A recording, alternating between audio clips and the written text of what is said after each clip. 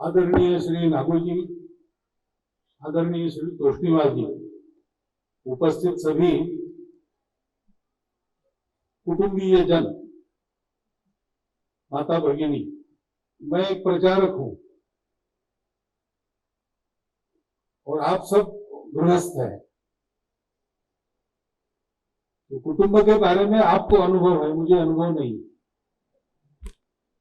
फिर भी हमारे संचालक महोदय कहते हैं कि मैं आपको कुछ पथ प्रदर्शन करूं, तो ये उल्टी गंगा बहाना हो गया। परंतु आप गृहस्थ है, इसलिए आपको एक ही कुटुंब में रहना पड़ता है, एक ही जगह पर रहना पड़ता है।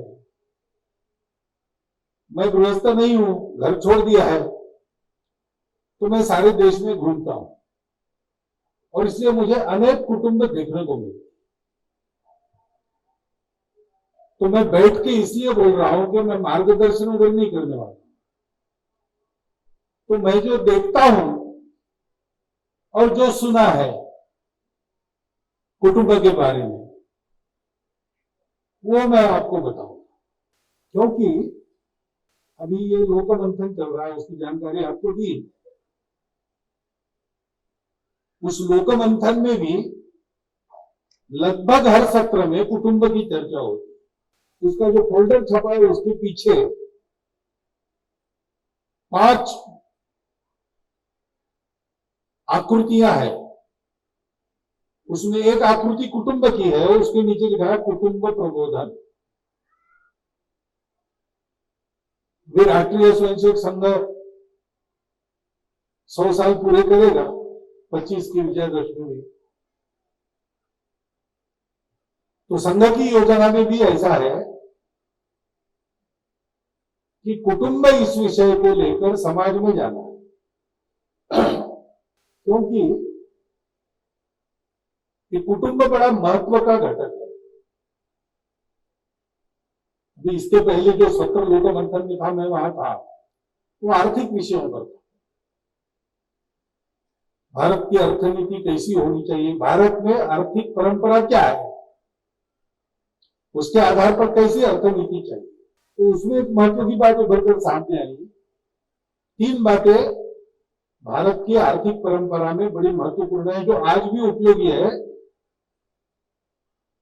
और उसके कारण एक अच्छी अर्थव्यवस्था बनाकर हम दुनिया के सामने भी उदाहरण रख सकते हैं। वो 3 बातें कौन सी है? तो एक उन्होंने कहा कि मंदिर, दूसरा उन्होंने कहा कि कृषि, कृषि यानी केवल खेती नहीं, वन भी उसमें आता है, क्योंकि वनों से ही कृषि आई है। और इन दोनों का आधार बनने वाली और अपना एक महत्व रखने वाली तीसरी व्यवस्था है कुटुंब। बाकी भी सत्रों में विचार हुए तो हर बार कुटुंब कुटुंब आया। क्यों? क्योंकि ये कुटुंब अपने यहां जो है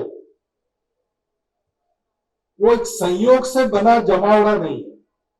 कुटुंब का चित्र निकालेंगे तो कैसा निकालेंगे? एक घर बताएंगे, दीवार है, ऊपर छत है, दरवाजे है, खिड़की, अंदर एक पुरुष दिखाएंगे, एक महिला दिखाएंगे, एक लड़का दिखाएंगे, एक लड़की दिखाएंगे। तो ये बाहर से दिखने वाली बात है। किसी एक घर में एक महिला को, एक पुरुष को, एक लड़के को, एक लड़की को रख दिया तो कुटुंब नहीं होता। कुटुंब में संबंध बनता है, खून का रिश्ता एक बात है, सामान्य बात वही है, अंग्रेजी में कहते ब्लड रिलेशन। परंतु ऐसा भी होता है, हमारे यहां दत्तक विधान भी है।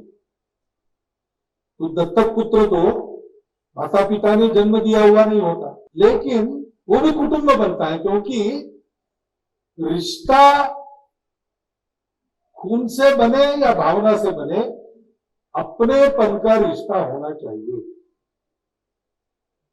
ये कुटुंब के लिए अत्यंत आवश्यक बात है।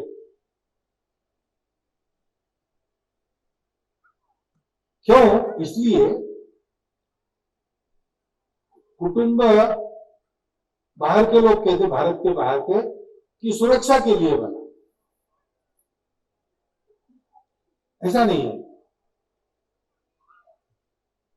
अपना जो समाज है उस समाज में व्यक्ति को रहना है, तो उसकी प्रैक्टिस चाहिए। मनुष्य प्राणी बड़ा विचित्र है। ये बात बिल्कुल सही है कि वो अकेला नहीं रह सकता। किसी मनुष्य को फांसी की सजा हो गई तो हंसते हंसते फांसी चढ़ जाएगा। अपने स्वतंत्रता संग्राम में अनेकों वीर हाथ में गीता पकड़ के हंसते हंसते फांसी के फंदे पर झूल गए। मृत्यु का डर भी मनुष्य उस पर विजय प्राप्त कर सकता है। तो फांसी की सजा हुई तो भी बिना चिंतित हुए पंडित राम प्रसाद बिस्मिल प्रसिद्ध क्रांतिकारी, उनको फांसी की सजा हुई। सुबह जल्दी फांसी देना था, उनको लाने के लिए पुलिस गए तो देख रहे पंडित जी मेहनत कर रहे, दंड बैठक लगा रहे। तो लाने के लिए गया था, जेलर भी गया था। जेलर ने पूछा, अरे पंडित जी अभी मरेंगे आप आधे घंटे के बाद, अब मेहनत करके क्या फायदा? तो देखो जी, क्रांतिकारक का इतना कष्टमय जीवन इसी मेहनत के भरोसे मैंने सहन किया। अब उस दुनिया में जाना है तो वहां भी यही मेहनत काम में है। तो प्रैक्टिस करनी पड़ती है। मनुष्य हंसते हंसते फांसी जा सकता है, अकेले कभी नहीं रह सकता। इसी मनुष्य को अकेला रख दिया तो पागल हो जाएगा। मुझे मार डालो चाहे पर, लेकिन अकेला मत रखो, ऐसा कहे। लेकिन दूसरी तरफ मनुष्य स्वार्थी भी है, अपने अकेले की हित की सोचता। अभी बहुत छोटे बालक आपके साथ है, अब इसको ये सभा है या ये नहीं करता, ऐसा कुछ नहीं है। वो छोटा है, वो हमारी बात नहीं समझ, उसको अपनी गर्द मालूम। उसको लगता है मुझे खेलना है तो उतर के आएगा, रोना है तो रोएगा। इनको बैठना है सभा में वो नहीं जानता, उसको बाहर जाना है तो एक को लेके जाएगा बाहर। आपको क्या चाहिए, माता पिता को चाहिए, उसको सोचता नहीं है, बालक है अभी, सीखा नहीं है। ये बड़ा होकर सीखेगा। सिखाने की व्यवस्था क्या है? सिखाने की व्यवस्था है कुटुंब, समाज का यूनिट कुटुंब है। पहले मानव के इतिहास में कुटुंब जैसे जानवरों का रहता है, कुटुंब होता नहीं, होता है तो कुछ समय के लिए होता है, बाद में नहीं होता है। प्रायः पशु पक्षियों के बच्चे बड़े होने पर अलग हो जाते हैं। अपने ऐसा नहीं है मनुष्यों में, और भारतवर्ष में तो बिल्कुल नहीं है। बड़े होने पर भी साथ रहते। आजकल जीवन ऐसा बन गया, साथ रह नहीं सकते, दूर दूर घर हो जाते हैं, दो घर करने पड़ते हैं। ऐसा है तो किसी त्योहार पर सब इकट्ठा है, परिस्थिति ने अलग बनाया, लेकिन वो अलग होने के लिए तैयार नहीं है। अभी सूर्य षष्ठी हुई बिहार में, छठ। बिहार का आदमी दुनिया में कहीं भी हो, छठ के लिए अपने घर में आता है। ऐसे अपने यहां होगा, कुछ कुलाचार है, सारा परिवार इकट्ठा आता है, शादी ब्याह है, सब लोग इकट्ठा है। परिस्थिति ने अलग बना दिया तो भी अलग होने को तैयार नहीं। पशु पक्षी एकत्र रह सकते लेकिन रहते नहीं, प्रवृत्ति नहीं। एकत्र रहना केवल नहीं है, ये एकत्र क्यों रहना, तो उसमें रहकर मनुष्य को सामाजिक बना। तो छोटा बच्चा अपनी भूख जानता है, अपना दुख अपना सुख जानता है, लेकिन कुछ दिनों के बाद उसको मां समझ में आती है, उसका प्रेम वो समझ में आता है, फिर पिताजी समझ में आते हैं, फिर मां की एक बहन है, वो दिखती वह मां की जैसी, मां वो मौसी है, पिताजी के भाई है वो चाचा है, माताजी का भी भाई है वो मामा है, उनके भी लड़के हैं वो मेरे भाई बहन है। धीरे धीरे समझता है। और आजकल नई पीढ़ी में कम हो रहा है, लेकिन पुराने लोगों को मिलो आप तो उनको पता है, दूर दूर के रिश्ते उनको पता है, कहीं जाएंगे, वहां दूर का कोई रिश्तेदार है, उसके यहाँ जाकर मिलेंगे। कौन है? अरे वो मेरा भाई था ना, उसकी पत्नी का चचेरा भाई, उसके मौसी के लड़के, ऐसा वो रिश्ता बना। क्योंकि समाज रहेगा कैसे? मनुष्य स्वार्थी है स्वभाव से, लेकिन इकट्ठा भी रहना चाहता है। इकट्ठा रहेगा कैसे? तो रिश्ता बना के अपनापन लाना पड़ता है। रिश्ता भी इसीलिए अपनेपन के लिए, केवल खून के रिश्ते से होता नहीं। पति पत्नी का भी संबंध विच्छेद होता है, पिता पुत्र के भी झगड़े होते हैं, केवल उससे नहीं होता। रिश्ता है, अपनापन है। वो अपनापन बनाने के लिए रिश्ता है, अपनापन सिखाने के लिए कुटुंब है। ये कुटुंब, ये प्रशिक्षण का उपकरण मनुष्य, वहां वो एक बात समझता है कि एक अपनापन होता है, इसलिए मैं अकेला नहीं हूं, मेरे अकेले के लिए नहीं जीना है, सबके लिए जीना। लेकिन सब यानी कौन?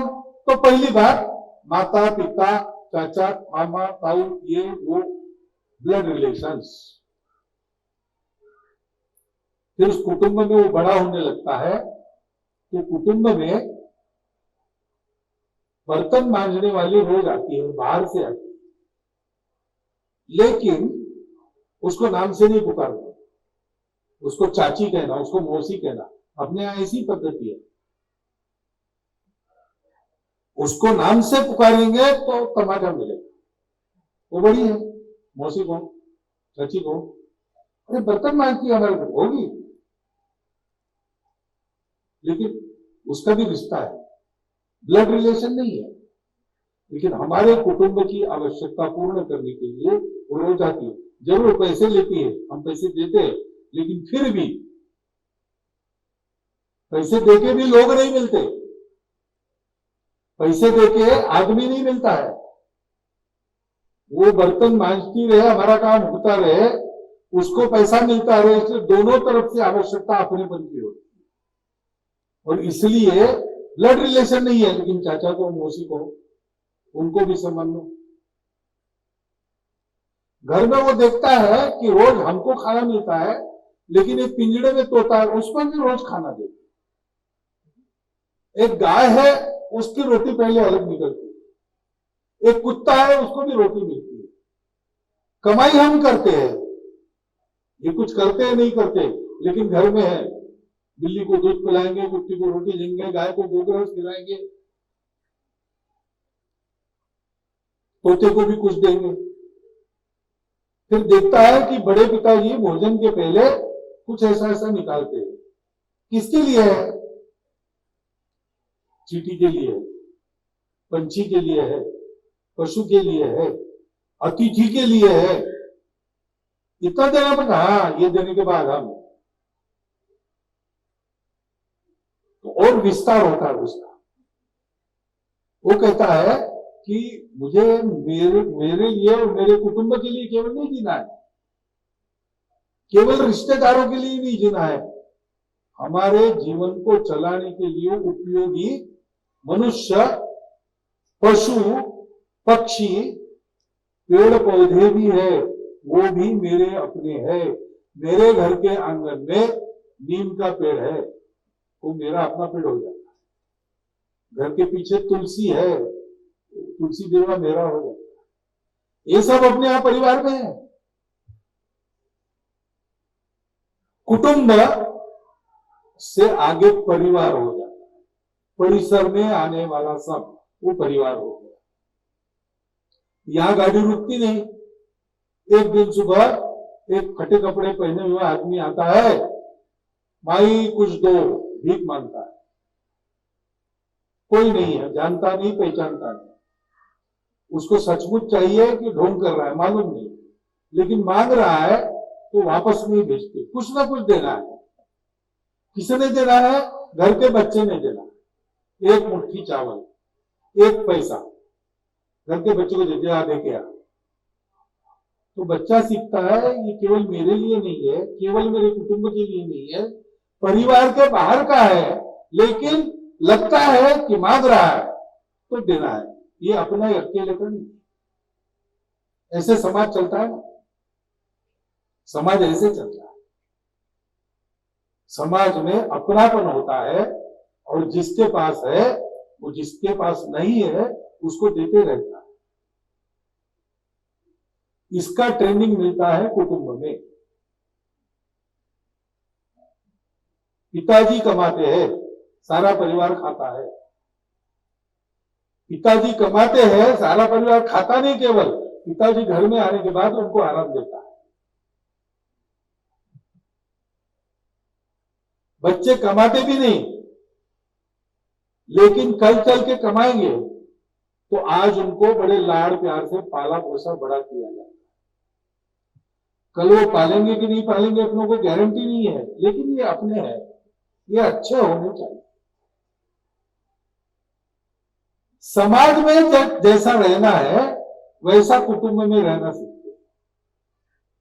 छोटे बालक सीखते हैं बड़े होने के बाद अपने अहंकार को जरा कम करो।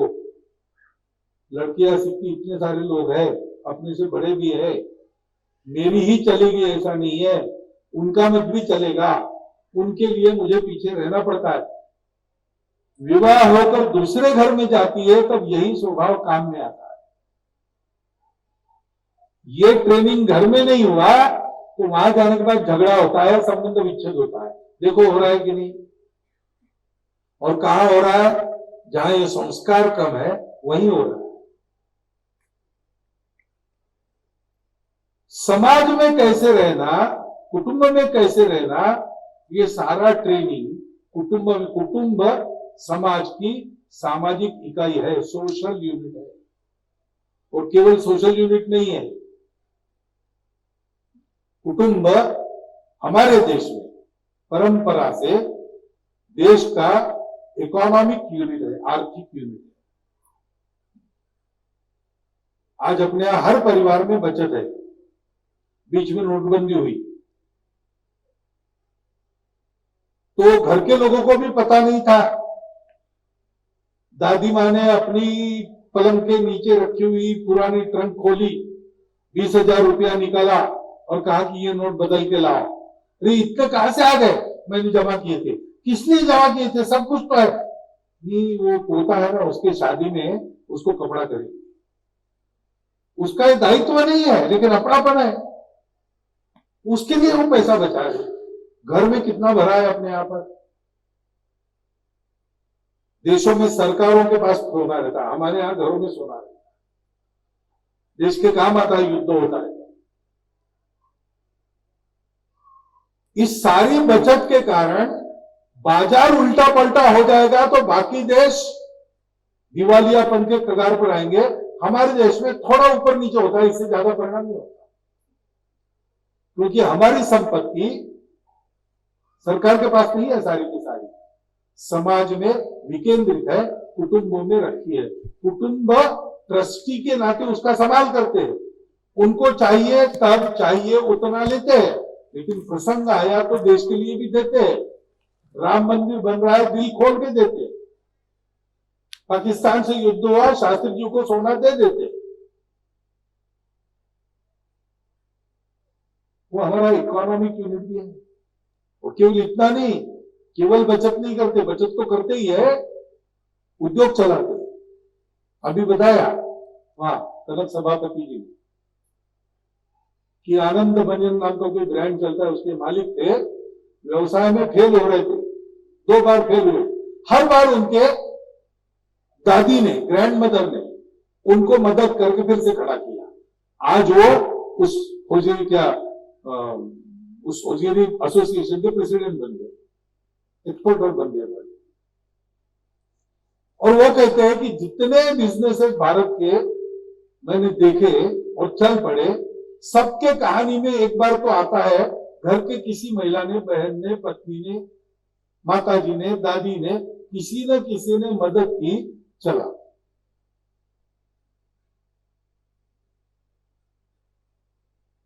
परिवार आर्थिक यूनिट है। परिवार सांस्कृतिक यूनिट है। हमारी संस्कृति कितनी पुरानी है, इतिहास ने आंखें खोली तब हमारी संस्कृति कीर्ति के सर्वोच्च शिखर पर थी, आज भी है, लेकिन तब तो स्वर्ण काल था, सब लोग उस संस्कृति के अनुसार चलते थे। सारा विश्व उस संस्कृति को ग्रहण करना चाहता था। सा प्रथमा संस्कृति विश्ववारा, ऐसा कहा है वेदों में। वो संस्कृति तब से चली, अब हमारे पास आई है, वैसी की वैसी आई है। कहां से आई? ग्रंथों से आई है, कुछ ग्रंथों से आई है, प्रवचनों से कुछ कुछ आई है, लेकिन मुख्य कारण वो नहीं है। देश में कहीं भी जाओ, बाजार में जाओ, कुछ खरीदो, जितना मांगा वजन करके दिया। आम चाहिए 100 आम खरीदे, गिन के 100 आम दिए, 100 आम का 100 रुपया हुआ मानो, 100 रुपया मैंने भी गिन के दिया, हो गया व्यवहार पूरा। लेकिन वो दुकानदार 5 आम ऊपर से रख देता है।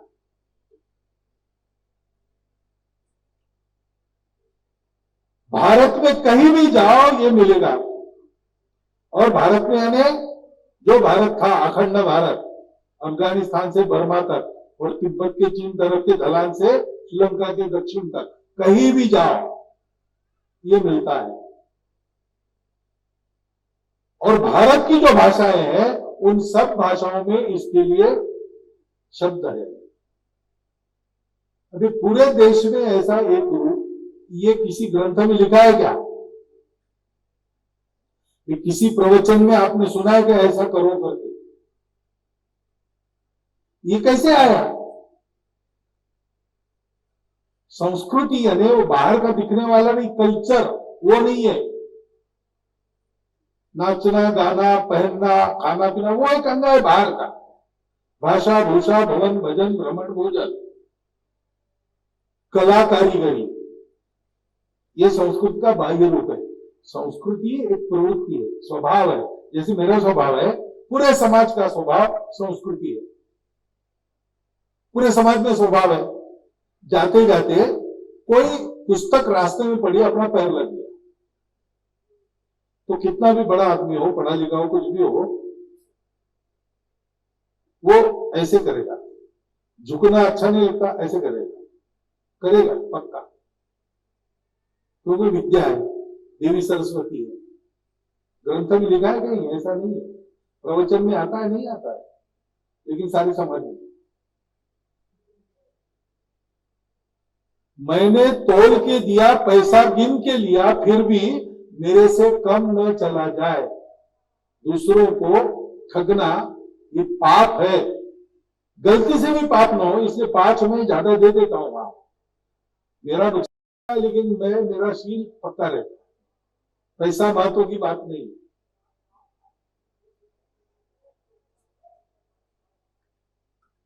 वित्तम यत्नेन वृत्तम यत्नेन संरक्षेत, वित्तम आयाति याति। वृत्त यानी शील, चारित्र, प्रवृत्ति, स्वभाव, उसका प्रयत्न पूर्वक संरक्षण करो। पैसा आता जाता है।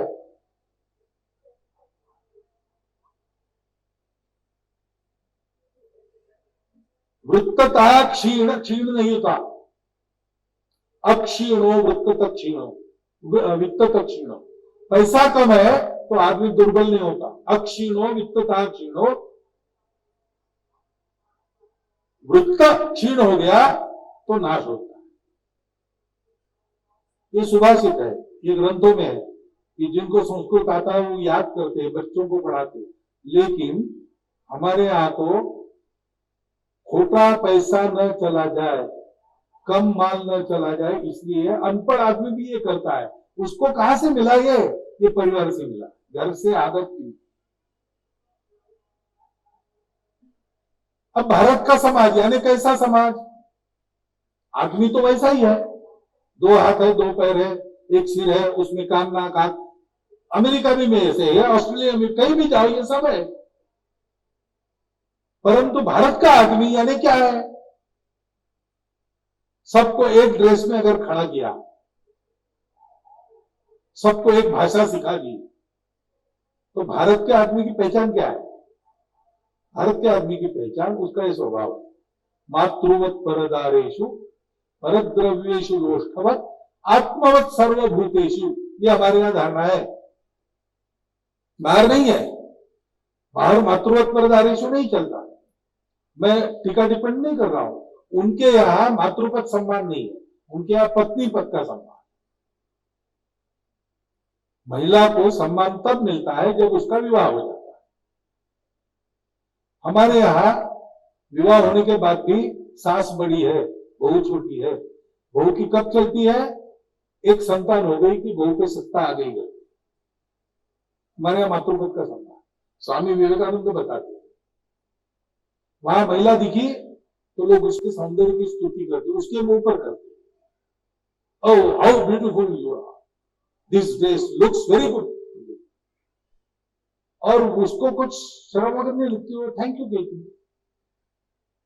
उधर वैसा है, अच्छा है बुरा है मैं नहीं कह रहा, उधर ऐसा है, हमारे यहाँ नहीं है। हमारे यहाँ 4 लोगों में महिला की स्तुति उसके मुंह पर करके मार खाएगा, क्योंकि महिला की सुंदरता को हम नहीं देखते, उसके वात्सल्य को देखते, वो माता है। हमको पालन करने वाली सभी माताएं हैं। नदी भी माता है, गौ भी माता है, तुलसी भी माता है, पृथ्वी भी माता है, देवी भी माता है, मेरी माता तो माता है ही, भारत भी माता ही है। हमारे यहां महिलाओं की देखने की ये दृष्टि है, घर में बचपन से ये मिलता है, ये संस्कार होता है।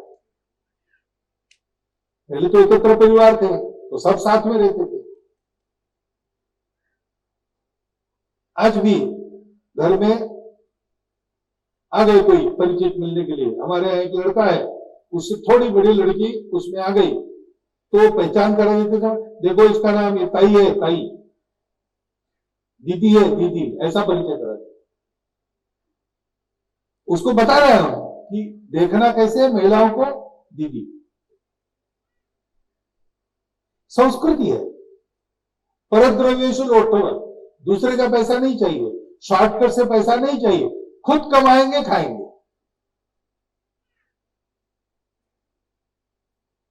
कहां मिलता है ये? कुटुंब में मिलता है, क्योंकि इंफॉर्मेशन सब जगह मिलेगी, ग्रंथों में मिलेगी, प्रवचनों में, आजकल मोबाइल है, ऑडियो है, ओटीटी है, सब मिलता है उसको, ये भी मिलता है, अच्छा भी मिलता है।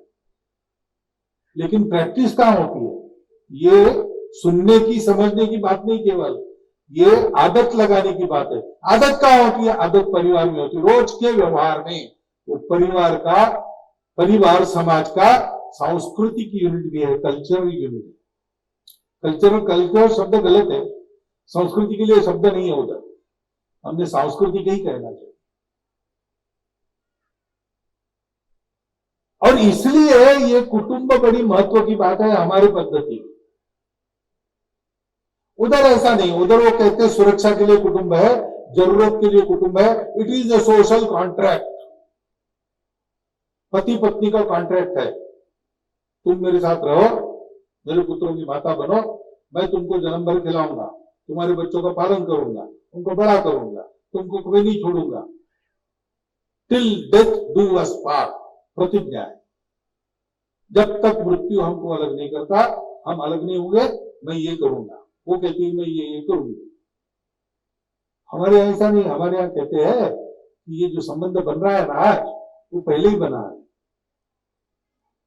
और बनने के बाद वट सावित्री के दिन प्रार्थना, 7 जन्म यही संबंध बना है।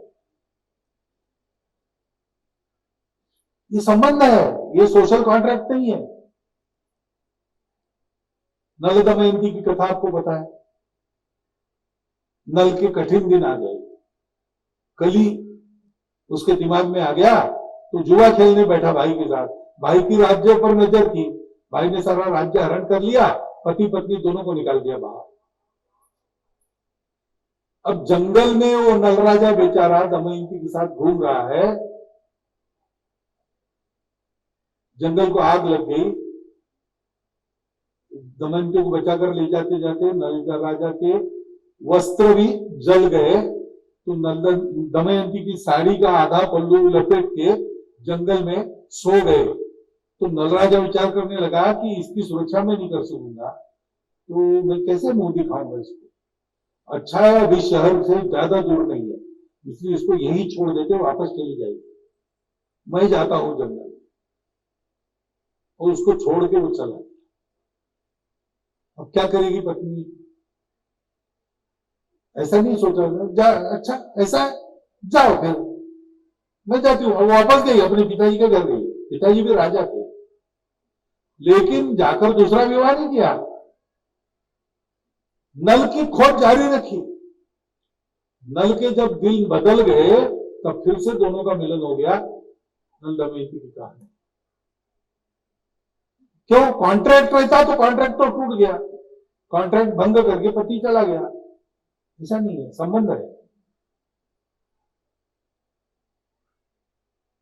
कुटुंब से स्वयं से कुटुंब, कुटुंब से परिवार, परिवार से गांव, गांव से पूरा समाज, और अपने समाज से मानवता पूरी, मानवता से सारा विश्व, सृष्टि से ही ये संबंध है, संबंध पर चलता है। उन संबंधों का ज्ञान परिवार में मिलता है। अब आप विचार करो, आपका परिवार एकत्र बड़ा परिवार हो या छोटा परिवार हो, नई पीढ़ी को ये ज्ञान जाता है क्या? हम इसको दे रहे हैं क्या? दिन में, हफ्ते में एक दिन बैठना चाहिए घर में, सब सदस्य निश्चित समय करना, रात का कोई सारे काम समाप्त करके उस समय पर आना, श्रद्धानुसार भजन करना, घर में बनाया हुआ भोजन बिना नींद निकले सबने करना, बाहर से नहीं मंगाना। और भोजन के बाद 3-4 घंटा गपशप करना, नई पीढ़ी को ये सारी बातें बताना।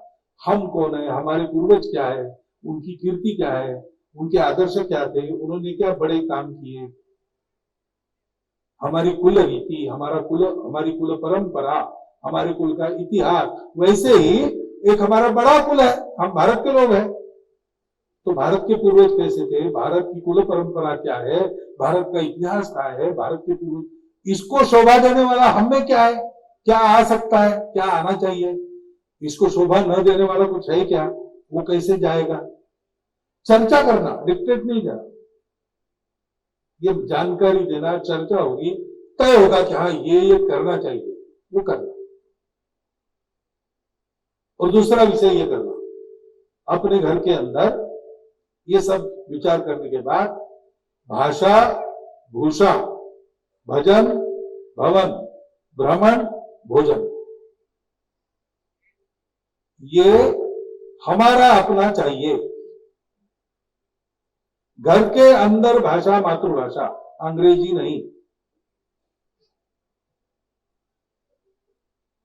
अन्य भाषाओं का ज्ञान देते समय पहले संस्कृत और हिंदी का ज्ञान दो, बाद में अंग्रेजी, जर्मन, फ्रेंच, दुनिया भर की भाषा सीखो, उसका विरोध नहीं है, लेकिन मातृभाषा आनी ही चाहिए, अच्छी तरह आनी चाहिए। मातृभाषा में साहित्य, उसका रस लेकर पढ़ सकते, इतना प्रवीण होना चाहिए। संस्कृत, हिंदी व्यवहार भाषा के नाते उसका ज्ञान चाहिए, गपशप करते बननी चाहिए। और फिर आपको इच्छा है या जाना है जर्मनी, जर्मन सीखनी पड़ेगी, इसराइल जाना है, हिब्रू सीखनी पड़ेगी, फ्रांस जाना है, फ्रेंच सीखनी पड़ेगी, पढ़ो। घर के अंदर अपनी भाषा, ये सब अपना चाहिए। दूसरा विषय है, अपना घर सबके लिए है। ये परिवार, परिवार किस लिए है? मेरा जीवन किस लिए है? परिवार के लिए। परिवार की जरूरत है तो मैं अपने स्वार्थों को छोड़ देता हूं। ऐसे कितने ही भाई है जो इंजीनियरिंग में गए, पढ़ाई छोड़ दी बीच में, क्योंकि दूसरा भी भाई वो मेडिकल में गया है, दोनों का खर्चा माता पिता वहन नहीं कर सकते, मैं वापस जाता हूं, कमाई करता हूं, भाई पढ़ेगा, मैं अनपढ़ हूं। कितने ही भाई है अपने आप को परिवार के लिए बलिदान कर दिया। परिवार को समाज के लिए, देश के लिए, राष्ट्र के लिए बलिदान होना चाहिए कि नहीं? मैं हूं परिवार के कारण हूं, परिवार देश के कारण है।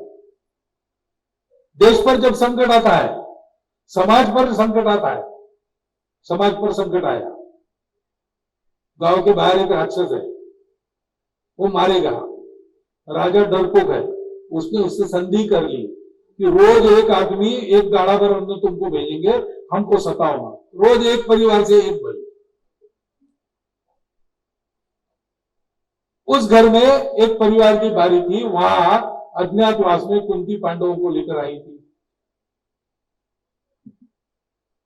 जिस दिन जाना उस दिन सुबह उठकर वो रोने लगे घर के सब लोग। पति पत्नी तो जानते थे, पति को जाना था, पत्नी कह रही थी आप मत जाओ, आप इनको संभालो, आप नहीं तो कमाई नहीं भी खाएंगे क्या, मैं जाती हूं। पति कहता था अरे तुम माता हो, तुम्हारे बिना इनका संगोपन नहीं हो सकता, जैसे तैसे रलोगी, इनको बड़ा तुम करो। लड़की कह रही कि पिताजी तुम दोनों काय को जाते हो, मैं नहीं तो भी पराया धन हूं, खर्चा ही पड़ने वाला आपको, मुझे भेज दो, एक जिम्मेवारी आपकी कम हो जाएगी। पति कहता है ऐसा नहीं, तुम पराये किसी घर की अमानत हो, तुम पर मेरा अधिकार नहीं है, तुमको बड़ा करने का ट्रस्टी मैं हूं, तुम नहीं जाओ। छोटा बच्चा कुछ समझता नहीं, बोले क्या रो रहे हैं, कौन राक्षस है खाने वाला, मुझे भेजो, मैं लाठी लेके जाता हूं, मारता हूं। अभी कुंती ने सुना, वो गई, पूछा उनको क्या हुआ, तो संकोच से बतावे नहीं, फिर बताया। कुंती ने कहा आप मत जाओ, मेरा पुत्र जाएगा।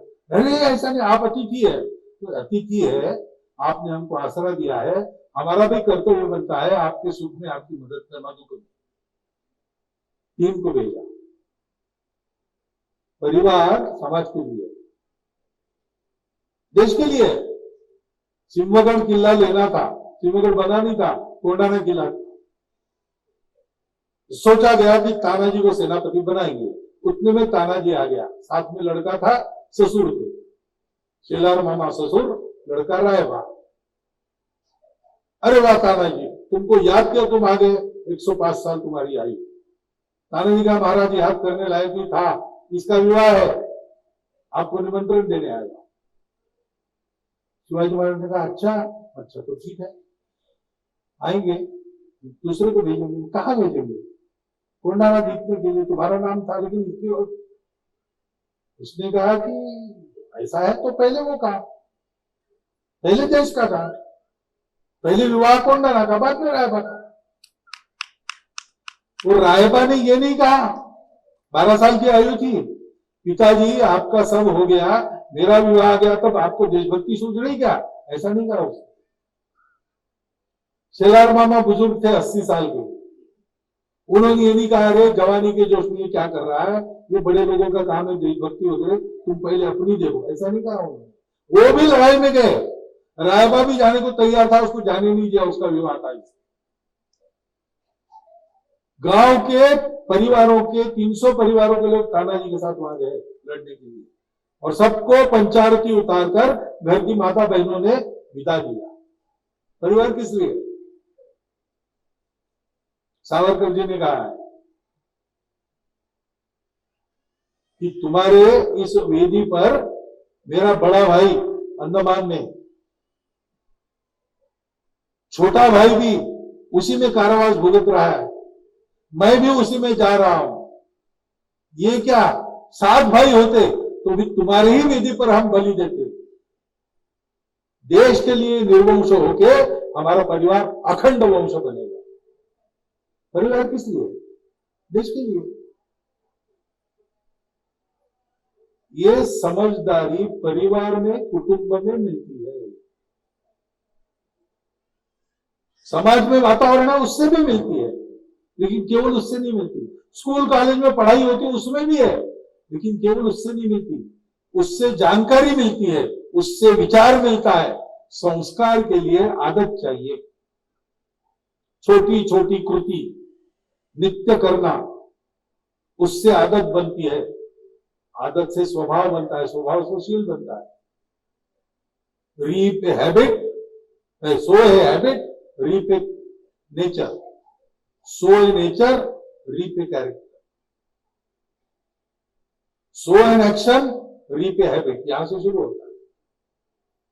ये छोटी छोटी कृतियां कुटुंब में करते करते वो बड़ा तो दिखता है कि पिताजी शाखा में जाते हैं, मिलता उलता कुछ नहीं है, कभी कभी जेल में जाना पड़ता है फिर भी शाखा में जाते हैं। और जेल में जाना पड़ा तो हम ये नहीं कहते जल्दी वापस आओ, हम कहते देखो माफी मत मांगना, चाहे जन्म भर रहना पड़े, हम इधर संभाल लेंगे। क्या है देश के लिए ये ऐसी जाति है। अच्छे समाज के लिए अच्छे कुटुंब आवश्यक। सम्मेलन क्यों कर रहे हैं? इसलिए हमारा समाज अच्छा बनना चाहिए। आज दुनिया भर को आवश्यकता है भारत के समाज, उनकी इकोनॉमी फेल हो गई, उनकी आपस में भाईचारे की नीति फेल हो गई, दुनिया की युद्ध चल रहे सर्वत्र, कलह हो रहा है। शांति लाने के लिए रिलीजन्स आए, वही आपस में लड़के खूब घरावा कर रहे हैं, एक दूसरे को मार रहे हैं, अपने में भी झगड़ा करते हैं, हमको तो तकलीफ दे ही रहे। कोई एक चीज दुनिया में अच्छी चली नहीं है क्योंकि वो सोचते हैं कि भारत का रास्ता ठीक है, उसको लेना चाहिए। हमारे सब एक्सपेरिमेंट फेल हो गए। भारत का रास्ता क्या है? ग्रंथों से जानकारी मिलेगी, भाषणों से सुनाई देगा, गूगल बाबा भी कुछ बता सकता है, परंतु आदत कहां लगेगी? कुछ लोगों को संघ की शाखा में लगेगी, लेकिन 140 करोड़ का भारतीय समाज है, वो सबका सब आदत कहां करेगा? कुटुंब उसके लिए अच्छा होना चाहिए। कुटुंब ऐसा बनाना अपना, इसके लिए आज हम इकट्ठा है, इसका विचार करने के लिए। इसके लिए बड़े परिवारों को आपके सामने रखा है। आज के परिस्थिति में भी एकत्र रह रहे, सब नहीं रह सकते, लेकिन एकत्र हो तो सकते ही है। हमारे एक संघचालक थे ईश्वर जी, तो उनके परिवार का सम्मेलन होता था साल में एक बार, पूरे भारत में लोग थे, वो सब आते थे, 3 दिन साथ रहते थे। तो घर के सब कर्मकांड वगैरह की जानकारी देते थे बच्चों को, फिर बच्चों को पूर्वजों का इतिहास बताते थे, फिर बच्चों को जो जहां से आया वहां का भारत का, वो कानपुर में रहते थे, तो कानपुर में नाना साहब पेशवा, झांसी की रानी, ताता टोपे, सारी बातें वो बताते।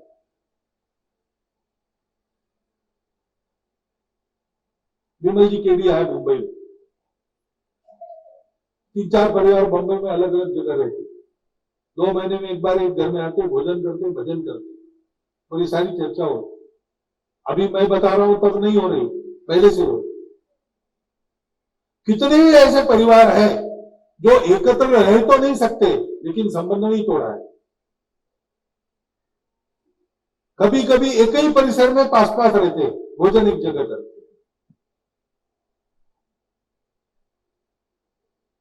कई प्रकार है, परिस्थिति ऐसी है वगैरह, परिस्थिति का रोना नहीं रोना है, परिस्थिति में से रास्ता निकालना, ये समझना है। परिवार यानी संबंध, परिवार यानी संस्कार, परिवार यानी अच्छी आदतें लगाना। और अच्छी आदतें कौन सी? अपनी भारतीय परंपरा में निश्चित है, मातृवत परदारेषु परद्रव्येषु रोषवत् आत्मवत् सर्वभूतेषु, जिससे मुझे दुख होता है दूसरों के साथ नहीं करना है। देश धर्म संस्कृति का भान रख के चलना है, उसके नियम अनुशासन का पालन करके चलना है, दोनों हाथों से भरपूर कमाना है और 1000 हाथों से बांटना है। केवल अपने लिए नहीं कमाना। संपत्ति हमारे ट्रस्ट में है, हम ट्रस्टी है। ये तो धन किसका होता है भाई?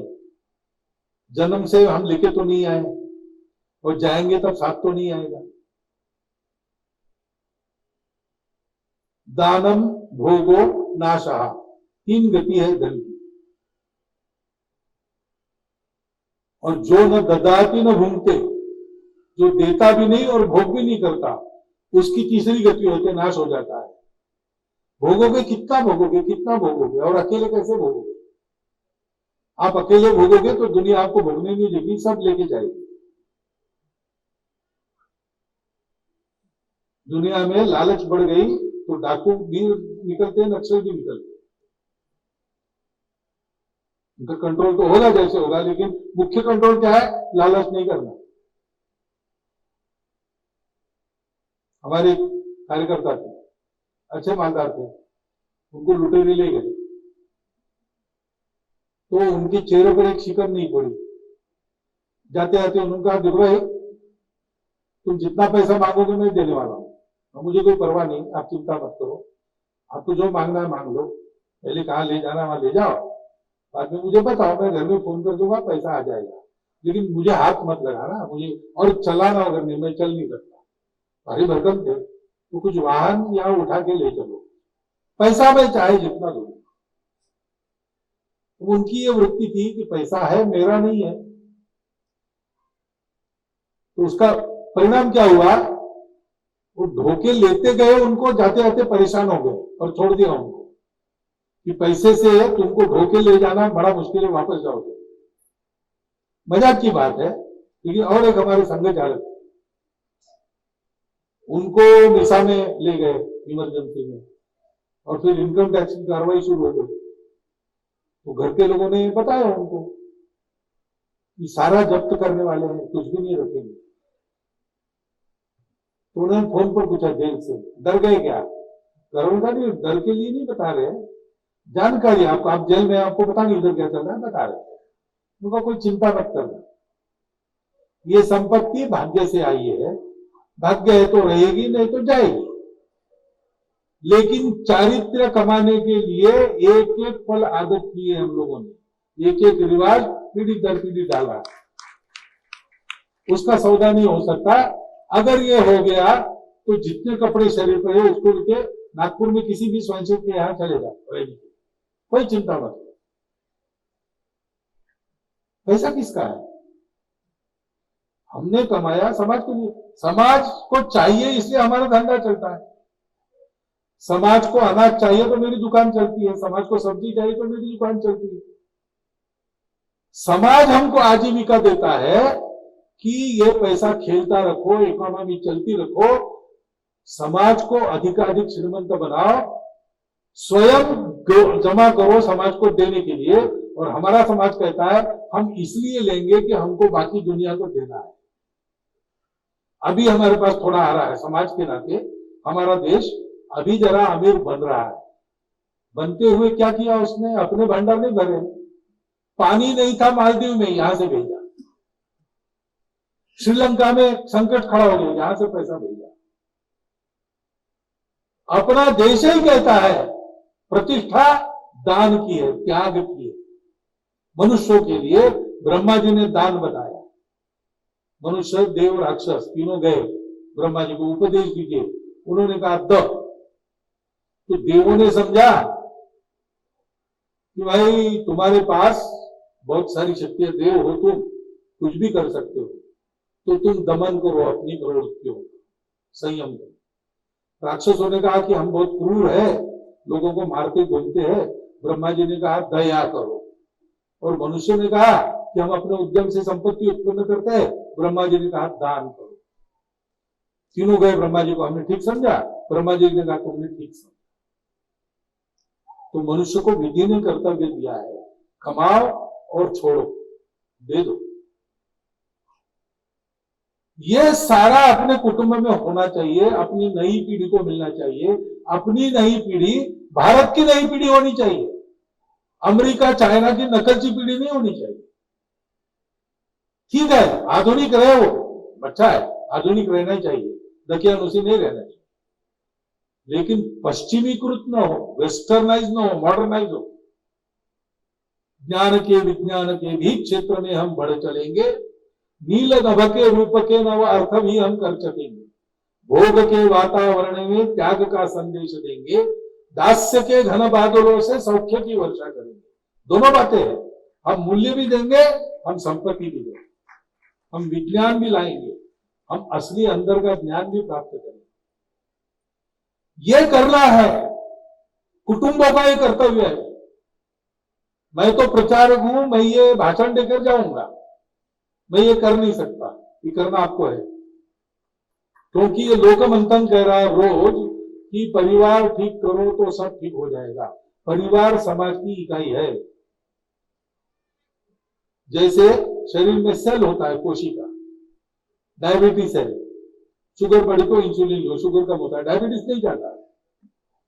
वैसे बाकी सब इलाज ऊपर ऊपर के है। कोई दवा कहते हैं आयुर्वेदिक दवा है तो सेल्यूलर लेवल पर काम करती है, उससे डायबिटीज जाता है।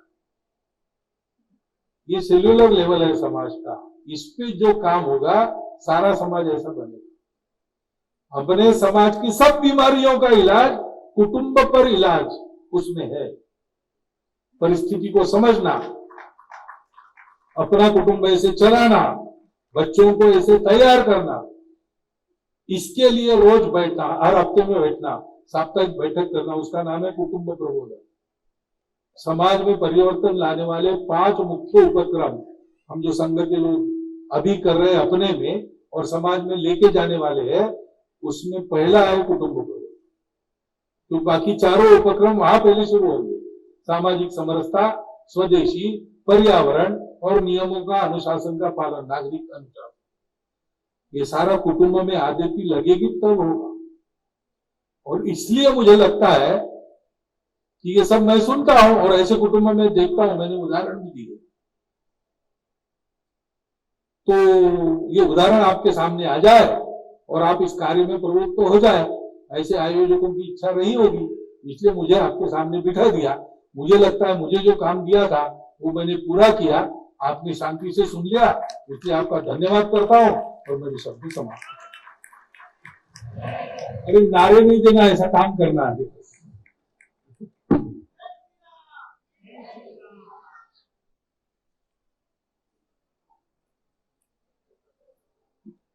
आपका मार्गदर्शन से हम सभी कृतार्थ हुए।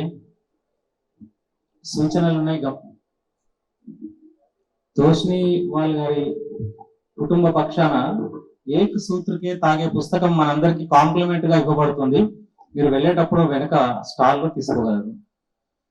సాహిత్య నికేతన్ పుస్తక భాండార్ యొక్క స్టాల్ వెనక ఉంది. మన ఇంట్లో ఉండవలసిన చదవవలసిన పుస్తకాలు అందులో ఉన్నాయి. దయచేసి డబ్బులు చెల్లించి తీసుకోగలరు. జాగృతి పత్రిక స్టాల్ కూడా ఉంది. జాగృతి పత్రిక పాంచజన్యం ఆర్గనైజర్ పత్రికల యొక్క సభ్యత్వం అందరూ ఒక నిమిషం కూర్చోవాలి. దయచేసి ఎవరు కదలొద్దు, ఒకటే నిమిషం. దయచేసి అందరూ కూర్చోవాలి. పత్రికల సభ్యత్వం మనం తీసుకుంటే బాగుంటుంది. ఇక్కడ మనం బయటికి వెళ్ళిన తర్వాత రైట్ సైడ్ బృందావన్ అనే ఒక ప్రదేశం ఉంది. అక్కడ మనకు గోష్ఠి కార్యక్రమాలు జరుగుతున్నాయి. అక్కడ రేపు ఉదయం టెంపుల్ ఎకనామిక్స్ మీద ఉదయం 9:30కు గోష్ఠి కార్యక్రమం ఉంటుంది. సాయంకాలం పంచ పరివర్తన్ మీద గోష్ఠి కాలాంశం ఉంటుంది. అందరం పాల్గొనే ప్రయత్నం చేద్దాం. ఈ శిల్పారామంలో 5 వేదికలు ఉన్నాయి. అక్కడ రకరకాల సాంస్కృతిక కార్యక్రమాలు ప్రదర్శించబడుతున్నాయి. అందరం సందర్శిద్దాం. రకరకాల స్టాల్స్ ఉన్నాయి, ప్రదర్శనలు కూడా ఉన్నాయి. దయచేసి చూద్దాం. ఇప్పుడు శాంతి మంత్రం ఉంటుంది. దయచేసి అందరూ కూర్చోవాలి. కూర్చొని శాంతి మంత్రం చేస్తాం. శాంతి మంత్రం తర్వాత అందరం లేచి నించుంటాం. పరమ పూజనీయ సరసంచాలక్జీ ఈ సభా మండపం నుంచి వెళ్ళిన తర్వాత మనం అందరం వెళ్తాం. శాంతి మంత్రం. సర్వే భవంతు సుఖినః, సర్వే భవంతు సుఖినః, సర్వే సంతు నిరామయా, సర్వే భద్రాణి పశ్యంతు, మా కశ్చిత్ దుఃఖభాగ్ భవేత్. ఓం శాంతి శాంతి శాంతి. అందరం లేచి నించుంటాం. పరమ పూజనీయ సరసంచాలక్జీ గారు వెళ్ళిన తర్వాత మనం వెళ్తాం.